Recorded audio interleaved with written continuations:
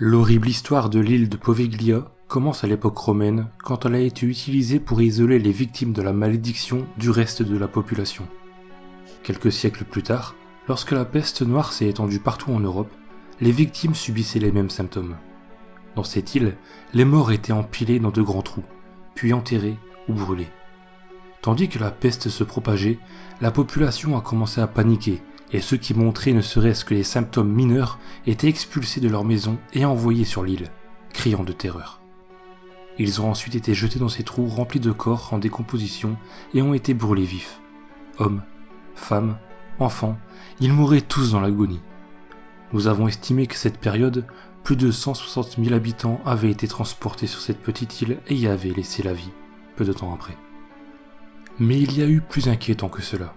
En 1922, l'île est devenue un hôpital psychiatrique.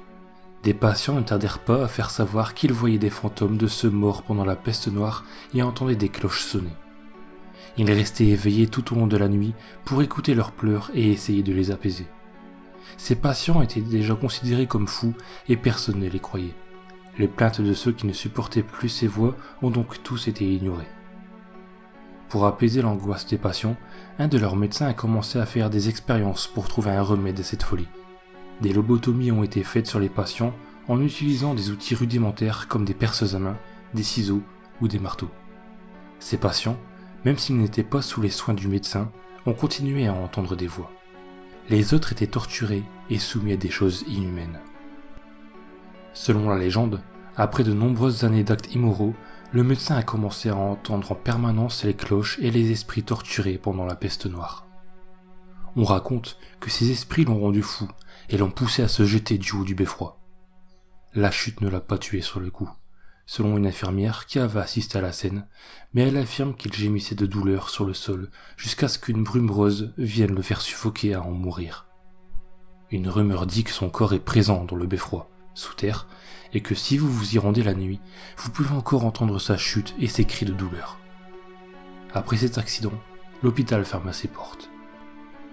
Il fut un temps où le gouvernement italien était propriétaire de l'île, mais il finit par la vendre. Le nouveau propriétaire a abandonné les lieux dans les années 1960 et a été la dernière personne à y vivre jusqu'à aujourd'hui. Une famille a récemment acheté le site et y a construit une maison. Mais la première nuit passée à l'intérieur les a contraints à quitter l'île et ils ont refusé de parler de ce qu'il s'était passé. La seule information concrète est que leur fille avait tailladé son visage et avait pour ça reçu 14 points de suture. Aujourd'hui, Poveglia est inhabité et le tourisme y est strictement interdit. Parfois, sur les rivages des plages de la région, on retrouve des os qui étaient normalement enterrés sur l'île.